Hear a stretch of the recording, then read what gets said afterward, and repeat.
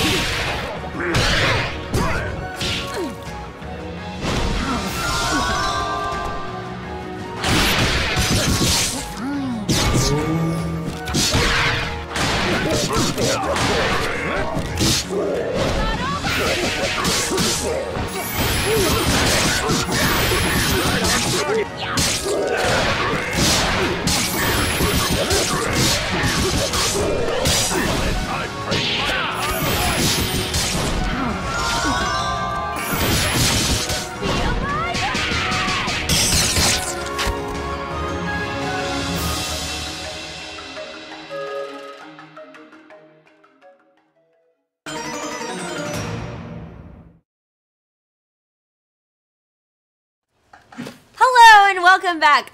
Awesome, right? So I'm here with Earl and Mariel of the company. Please tell us a little bit about what you do. I am the art director and lead animator. And I'm a designer there. Do a little bit of a. Oh, we're all gonna get real squishy. Real squishy. And here we are with Peter. Hi, I'm Peter. I'm the CEO of Lab Zero. Awesome. So they just saw the beautiful trailer that you guys put up for your Indiegogo, but tell us a little bit about the game.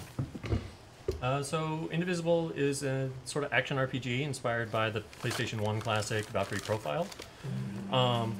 You know, that game is one of our favorite fighting game or battle systems because it is very kind of fighting gamey, and since we made Skullgirls, like that obviously resonates with us. So we're kind of building off of that and using our Skullgirls background to like make it even better and enhance it with more combat options and more strategy and things like that. You want to take this opportunity to plug the Indiegogo a little bit? And yes, we're running an Indiegogo campaign right now, which many Geek and Sundry people are familiar with since they ran a very successful Indiegogo campaign of their own. Mm-hmm. And yeah, so we have a publishing partner, 505 Games, and basically we have to raise around half the money ourselves, and then they'll give us the rest if we hit our goal. So yeah, we're off to a pretty strong start and just pushing ahead and plugging it away. Mm-hmm. We can go ahead and get started with this Let me make make it full screen, but I gotta start the game first. Oh. So we're already at the title screen. Okay. But once you press a direction, playing, she starts moving. She hikes up her skirt to get down to business, and then That goes away. Here we go. Let's go with full screen. Boom. Let's hope that worked. I'm hoping that it worked. Boom. Yay! Success! Yay. Okay. Standard platform controls. You got to jump. You got an attack. You can crouch. You can jump. You can do it on the ground. Let's see. Rudy, wait! Oh no. He's a cute little tapir. Oh my gosh! And you have a plushie of him as one of the Indiegogo awards, I think, right? I saw that and I kind of freaked out a little we bit. didn't bring it. Yeah, I was thinking we should bring it. He's super cute. You guys can see it on the Indiegogo page. It's really, really, really cute. I want one. So here's our Somebody asked first John enemy. Vitter. Yes, John Vitter. I was on Memory Wipe way back a while ago. Oh yeah. Turn it down a little bit. Sure. Yeah. And we've got a little bit of just basic tutorial stuff. You can tell when an enemy is attacking when the vignette, the little gold at the top and bottom, flashes. You can also tell when you're actually looking at the characters. The enemies will flash red. You'll flash red if they're targeting you. And the meter at the top is your itty meter, and at the end of a battle, any meter that you've built up will turn into be converted to hit points. So. Right, because this isn't even her final form, right? Oh God, no, not even close. Yeah, so in the prototype, we're to just kind of get a sense of what progression in the game might feel like. We're kind of sort of a mild leveling up system and character recruit system, just so that you can kind of see how the game might progress in the final version. Yeah. And you can already hear, I'm not sure how much of the game audio they can hear, but you're already hearing the sweet, sweet tunes from famed composer Hiroki Kikuta. Right, he did Secret of Mana and like the Japanese sequels and just like a ton of beautiful Japanese game music. That's the one. How did you guys hook up with him? So we worked through a sort of a broker called Scarlet Moon Productions, who basically introduces Western developers to Japanese composers. I've had a relationship with Jason, the head of Scarlet Moon, for a while, just from like my press days and his press days.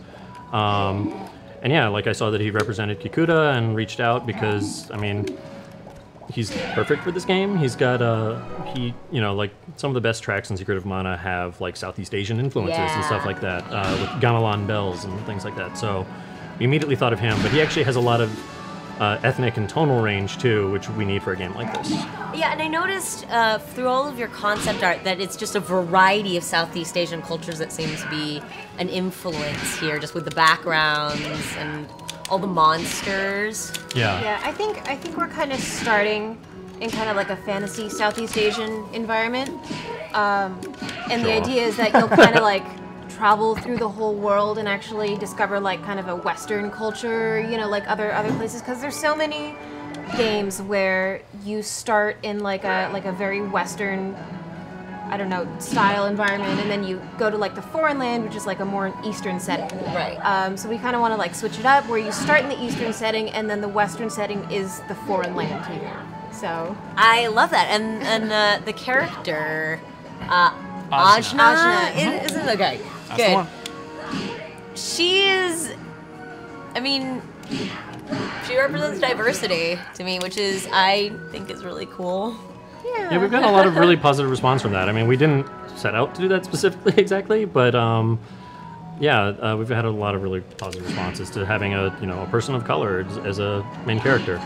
And it's actually like a lot of people on Twitter are like, oh my god, it's so cool seeing like monsters and people from my culture in your games. Yeah, diversity is important in games, and it's really nice when it feels very organic. It's just, you wanted to make a badass character, and she just happened to be a person of color and female. Yeah, and it made sense for the region that we were going for. So Yeah, but I mean, we're not going to be limited to Southeast Asia and stuff like that. Like, for example, we have a concept of like a. Sorry, we've got to dance. Oh, is there a dance? Yeah, dance party.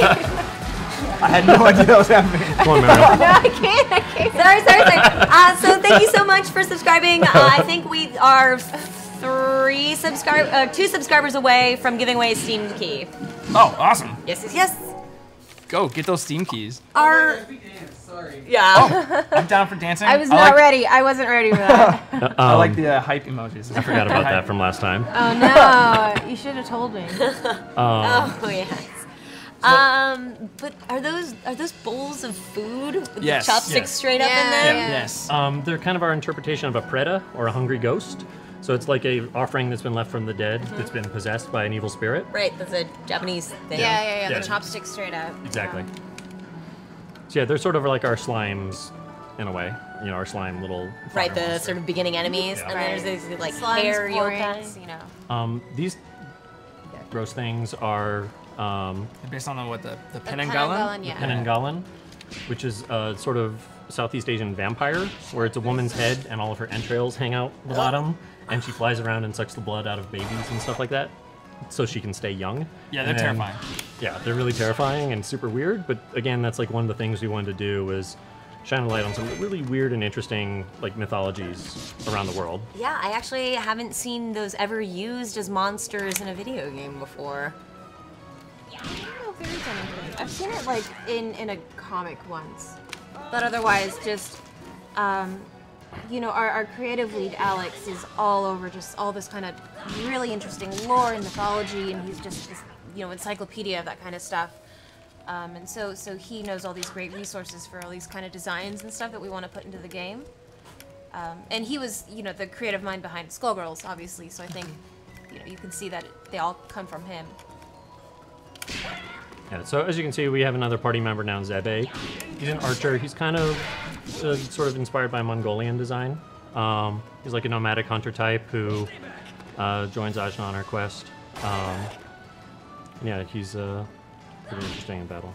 And all the people that join your party, they're basically incarnations. So the idea is that they're all like within Ajna, and whenever Sorry, dance time! Earl, grab her hand. Dance like a cat. Yay! One more, and then we're gonna give away Steam Key. we gotta have like a set Lab Zero dance that we do. That's like Yeah, the Lab We're known Zero. for it. We'll call it the Lab The Zero, Lab Zero. when we do it afterwards. hang your head in shame. Oh, you knocked that guy off.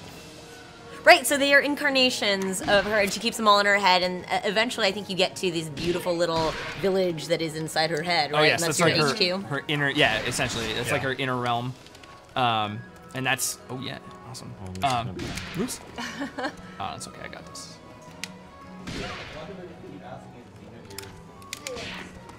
I would say less so, but I mean, it's definitely in there. We've all Outta played here. it. Haha. There we go. And yeah, by the way, in case people didn't realize, or if the new people coming to the stream, like there's a free playable prototype that you can you can play this right now. Oh yeah, this is On, free. Yeah, on the Indiegogo page. But this prototype, not to embarrass you or anything, but you already spent a ton of money on this, right?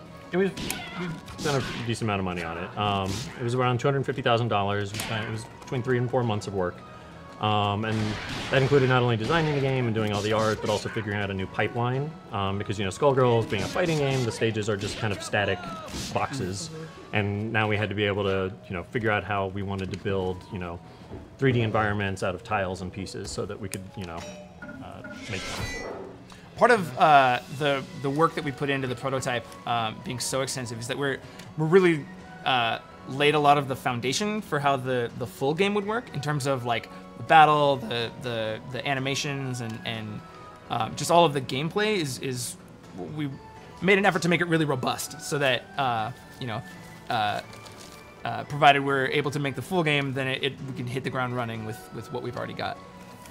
I felt like, and I got a chance to check some of this out earlier, I felt like people get a really good idea of what it's going to be like. Just, you created this whole rich, full experience, and I think it's something that's definitely worth investing in. Yeah, well, Yeah, I mean, and you know, again, this is just a small taste of what we have planned. You know, their battle mechanics and stuff we didn't have time to get in that we want to put in, such as like more benefit from juggling and things like that. So that you know, again, a lot of it's about in this game where it's more about learning about getting new tools and learning to use them effectively than it is about like just leveling up and getting higher stats. I mean, there will definitely be an element of that, but it's kind of not the focus. Right. I think like as you get different party members, you know, they'll be able to do different things, and you kind of, you know, combine them into like the cool combos that you want to make, and you know, customize your own team. And oh no, I thought you were saying That's something. the Steam Key. Be active in the chat. Oh my god. Hooray! Back here. We're giving away Soma. Oh my god, I've been playing that a lot. It is such a good, terrifying game. Don't play it alone in the dark. Just don't. But it's a great game, so you want to be active in the chat right now. I'm sorry, what were you saying? Oh God, I don't remember anymore. No, it was just like, you know, in the full game, the idea is that you're gonna be able to recruit a bunch of these incarnations, and they all have different spells or attacks or abilities. And instead of like, you know, leveling up with points, I guess the point is like to build your own party to be able to fight the way you want. Yeah, again, it's more about giving you more tools and options rather than just, you know, higher stats and bigger numbers. And yeah, where you have a little wary to announce the actual number we have planned, but we have a large number of incarnations that we want to make. You know, and while most of the ones we have now are, you know, more Asian influenced or Southeast Asian, you know, we have ideas for Jamaican ones and South American ones, and we'll be revealing more of those designs as the campaign goes on. Fantastic. Yeah, everyone's been saying they really like the animation. I love it too. Like it really flows really smooth. And I love that, you know, it kind of has like a little bit of 3D action in the background with 2D in the foreground.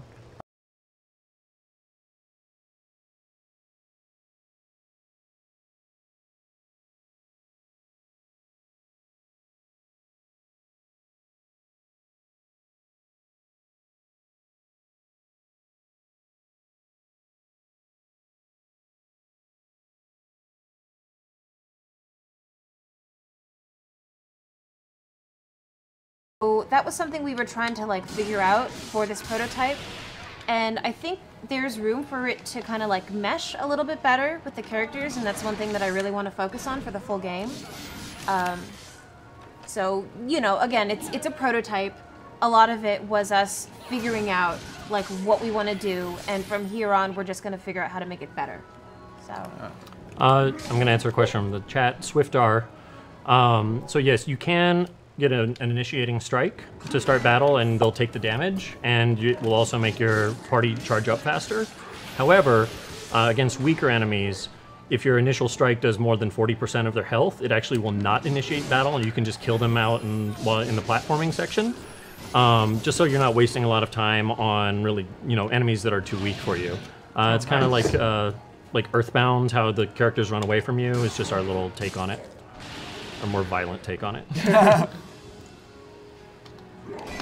These monsters it's a Belu ogre, which is kind of a Southeast Asian ogre, with those big crazy tongues. Like, there are masks like that you see all over the place. they're actually like way scarier in real life. They have like masks of these creatures, and they're actually like terrifying. They have, like, these crazy eyes. Did you have to tone down a lot of the monsters? It's interesting because I guess for some of these designs that we're pulling from, you know, the actual like representations in art are really complex. And so we have to kind of like find a balance between like, you know, representing this thing that we're pulling from and still making it simple enough to animate. So yeah, it's always kind of like this interesting like back and forth figuring out how we design these characters so that we can still animate them. Answering a question in the stream, Hunter. No, all attacks only use one bar. However, different attacks have different recharge speeds. So, for example, Tungar's up attack takes longer to recharge than his other attacks. But, you know, applied correctly, it can do more damage against more enemies.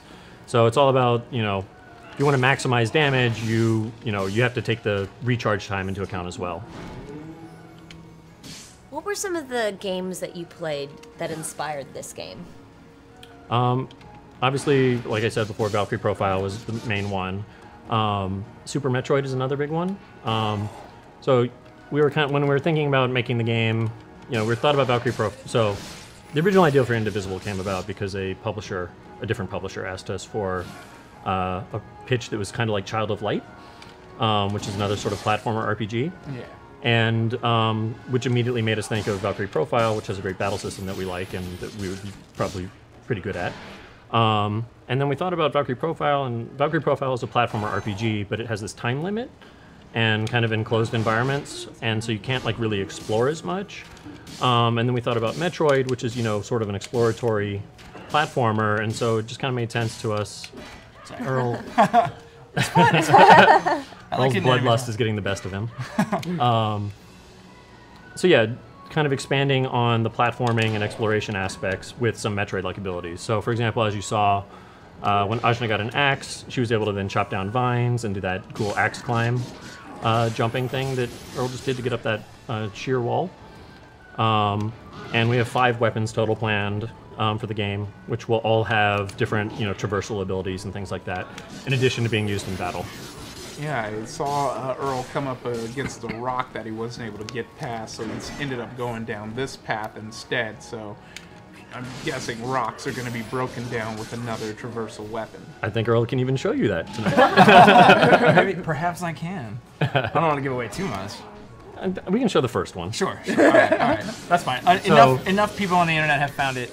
Yeah. That I'm okay with that. So yeah, we went a little nuts on the prototype also. There's a secret boss in it. Somebody was saying that they were trying to look for that in the chat. There are 2 secret rooms, one of which has a secret boss in it. And what else? Oh, and we have a new game plus mode, so you can actually start over with you know, your characters at full power and all the characters and everything, and with different enemy placement and stuff too. Oh, So wow.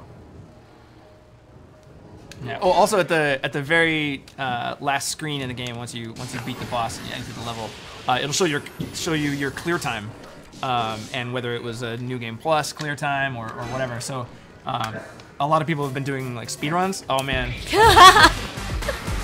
I mean, is this like Mortal Kombat? I know, it's a lot more intense than our normal Oh man, music. I can't die.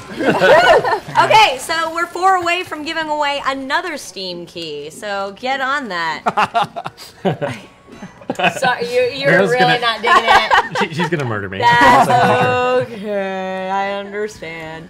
So tell me a little bit about the engine that was used to make this game. So this is using the Skullgirls Engine. We call it the Z Engine after Mike Z, our design director and lead programmer. And yeah, it's pretty much optimized. So it was initially made to make a fighting game, obviously. But the systems are all super flexible and robust, so we can actually make any genre of game we want. And because of that, you know, we were able to, you know, that's one of the reasons why we were able to rapidly prototype Indivisible in it in just, you know, 3 or 4 months. But obviously we have put a premium on really good 2D animation. So we have a lot of technology to support that. So for example, our characters are comprised of 4 different layers. There's a line, shading, and color layer, and then a dye layer which colors the lines, which is how we get it to look so good and really pop like this. And then we have a lot of like really crazy compression technology, just because 2D animation takes up a lot of space, so we have to do a bunch of tricks in order to get it all to fit in memory. What's cool about the shading layer is that it lets us, with this engine, do dynamic lighting, even though they're 2D characters. So you can go to like a torch or something. Yeah, let me see if I can find a good example. It's subtler in this than it is in Skullgirls. So That's true. But I guess on like... I see it there. Oh I my think. god. Yeah, so like the edge of the character is actually lit by Yeah. that little torch. yeah. Holy Let's see cow. outside. Yeah, we're the only people with that tech, and it's it's subtle, but it looks really good. Yeah, it adds a whole lot to it. Yeah. Hunter, no, Ajna will always be the point character. Oh, and here's Earl doing what I was talking about before about how you can keep battles against weak enemies from initiating. Or you Or can not. totally whiff them and then spend a tedious amount of time. So, but you can just attack them outside of the combat system. But anyway, sorry, Hunter. No, Ajna always has to be the exploration point character. Part of it's animation reasons, part of it's story reasons and stuff like that. And yeah, I mean, this game is already going to have a lot of animation, and just, making walking and jumping and animations like that for every character just isn't feasible. Gamers Tavern Show asks about the estimated final length of the game, and I actually love the answer on Indiegogo. Yeah, so we're targeting a length of 20 to 30 hours. We're looking for something that's pretty tight, without a lot of filler. So, again, think Valkyrie Profile, Chrono Trigger, games that just have a solid pace and, don't just, we're not trying to hit like, oh, we have 100 hours of gameplay. Yeah. It's just about making just really solid content. Also, we'd really like to do, if we hit our goal, we'd like to possibly do like a new game plus mode with additional endings and stuff like that.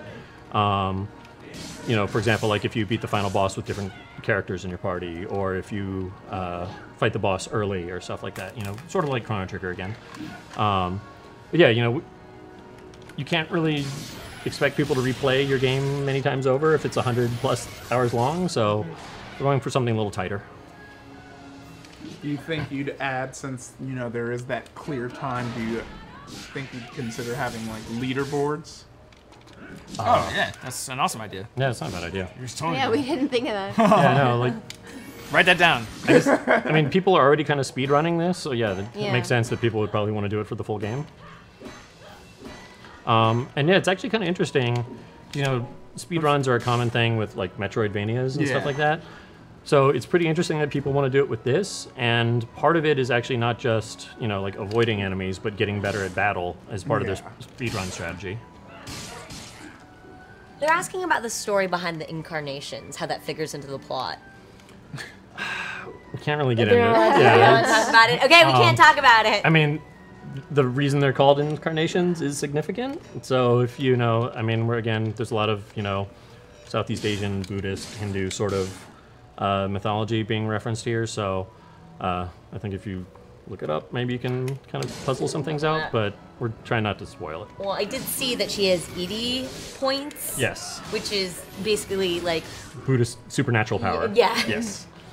Another one is how do you plan on delivering the lore with an exploratory game like this? Would it be through like conversation, dialogue with the boss battles? Or do you plan on having cutscenes as well? There'll be cutscenes. Yeah. I mean, typical, RPG style cutscenes. Okay. People walking around in, text boxes and voices, when possible. I think we'll have, like villagers and Yeah. NPCs, like... Yeah, so in each region of the game, there will probably be a region for that hub that has, NPCs and quests in it. And so, completing some of those quests might get you the incarnation you need to advance, stuff like that. Oh, sweet. We have a burning question in the chat about the inventory system. So we're actually really kind of trying to streamline things a bit. So we're not doing a whole lot of inventory kind of stuff. So for example, like equipment upgrades are all handled inside Ajna's inner realm. So for example, if you find a blacksmith incarnation, she'll go live inside your inner realm, and then you can go to her and she'll upgrade your weapons. And what we're thinking about for how the weapon and armor upgrades work is that... what are you smiling at? She's very, very intrigued. So similar to how, in Metroid, you upgrade by exploring and finding missile expansions and energy tanks. So it'll be similar, except you'll be, finding materials to upgrade armor and weapons by exploring more of the environment and then going inside yourself to have your blacksmith forge new weapons for you.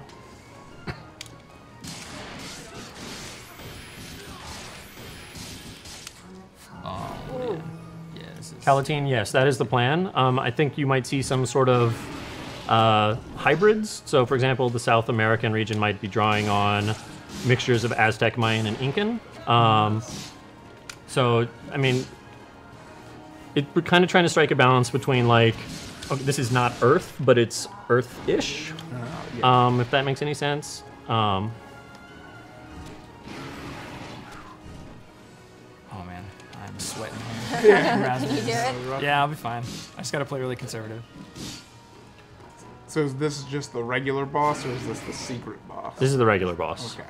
Oh, he's spawning stuff. Don't let him spawn Oh. So one thing I'm just for I'm guessing that the B1, B2, B3, B4 are buttons on the keypad, right? Yeah. Yes. And as you lift up, there's different options. Oh yeah, we didn't talk about that. Oh yes, you can. So for each character, they correspond to the face buttons on the controller. We actually just in the most recent build added an option to have those fixed, because some people, when you can face both directions in battle, so the character formation will fit switch. so they'll correspond to the position on the screen. But when you press an attack, you just press their corresponding button, and you can either hold up or down, or just not hold the direction. And there's 3 different attacks that you can do. Nice. Each attack will have, like for instance, that one I just did. That one hits a wide range of characters and a lot on the Z-axis too, so you can hit multiple enemies. But it doesn't do as much damage as a single hit like this guy. Gotta heal. Yeah, no worries. Come on, Razmi. Yes, girl. For those of you who are just joining us, this is Earl, Mariel, and Peter. What's They up? are at Lab 0, and they are behind this beautiful little game. So let's see, to explain some of what's going on here. Whenever an enemy takes a turn, what you can do is you can block. Whenever it's not your turn, you can press the corresponding, what would be an attack button, and you can block with that character instead. You can also hold R1 to just block with the entire party. So I was a little late on blocking there with Ajna. But a successful block of an enemy attack will build a little bit of your meter. And you kind of use your meter to be able to block and do different attacks or heal like I'm about to right now. I totally needed that. But at the expense of being able to defend. So I used all of my meter to do a level 3 heal right there. But now I get kind of wailed on because I don't have any meter left. So it's a bit of meter management that you got to keep track of. One thing that helps is, oh boy, I better block this. Oh my god, nope, I used all my meter. Here we go. Let's see. The benefit of doing. Oh, this is gonna be tough. All right, I have enough meter. Peter, Okay, you wanna I can talk? block. Oh yeah. No, we're good. Captain Crazy, are the other incarnations are going to be stronger or just different? They're going to be just different and have different attacks and different options. So again, your party's kind of like a single customizable fighting game character. So it's all about, kind of building your team that you enjoy doing the most combos with, or whose strategies you enjoy the most. Also, I don't think you've used it, Earl. Razmi's down. Oh, you're right. I should totally be using that. Oh my god. So for example, Razmi's down attack, which Earl is about to do. In a sec. One sec. Let me. Where can they find the prototype online? It's linked on the Indiegogo campaign at the very, very top. Just click on the image or the link immediately beneath it, and we'll take you to a page to download it. Currently, it's only available for Windows, but we will be adding Linux options and Mac options in the coming days. We hope to have Linux out within a week, and hopefully Mac not too long after that. Oh yeah. And where can they find you on the social medias? We're at Indivisible RPG, and that's pretty consistent on Tumblr and Facebook and everything. All right. Should I show people some stuff? Yeah, let's show them some stuff. Can All you do right. it? I can't do it. I can do it. I can get out of here. It's fine. I'm not as quick course you as could. I'm not as quick as Mike though. All right. So as a Just a little regular nod- clog. This also pretty much runs on toasters, just like Right. Skullgirls does. All right. Uh, Man, it's dance time. Wait, hang on. I'm totally gonna make Ajna dance. Yeah! do it.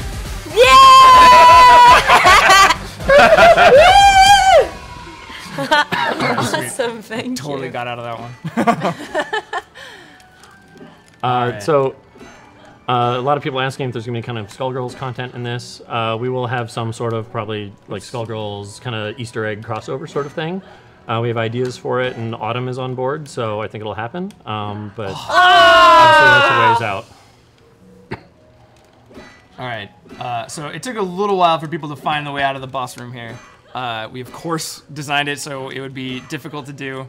I've done it like a zillion times, so Jeez. don't make it. Don't think that it's easy. Let's see. Oh, this is so rough. No, it's all right. It's Solani Oh, Drac. man. here we go. You're so Here we go. I got good. Solani Drac. I mean, the engine is, yeah, it's pretty general, but at the same time, like, the hardest part of porting is making a new renderer for the new platform, because they're all pretty different.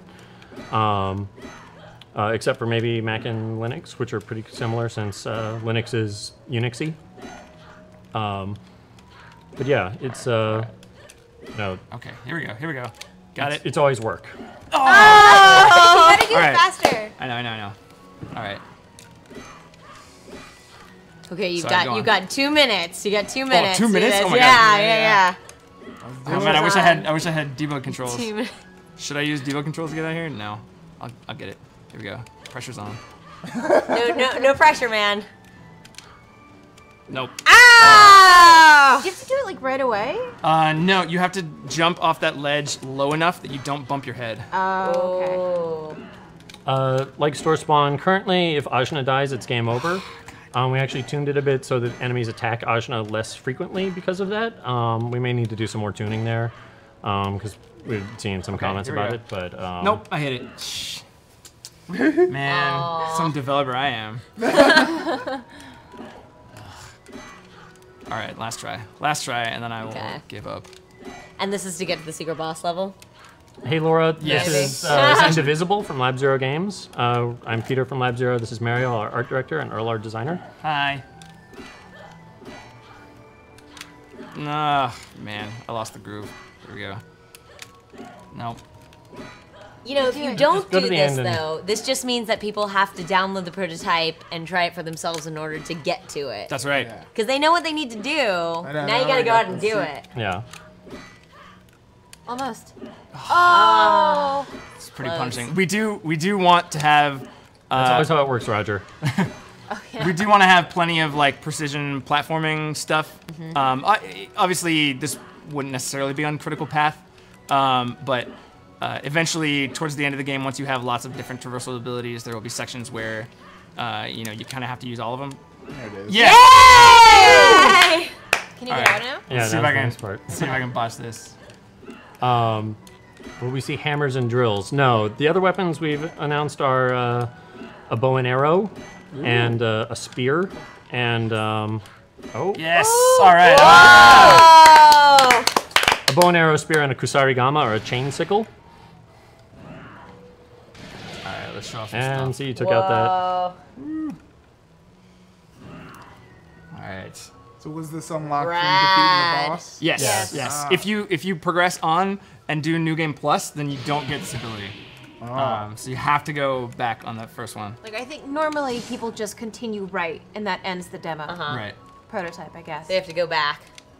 Yes. All right. I will show you guys one secret and then none else. Are we all cool with this? Yeah. Everybody- All right. Kosher.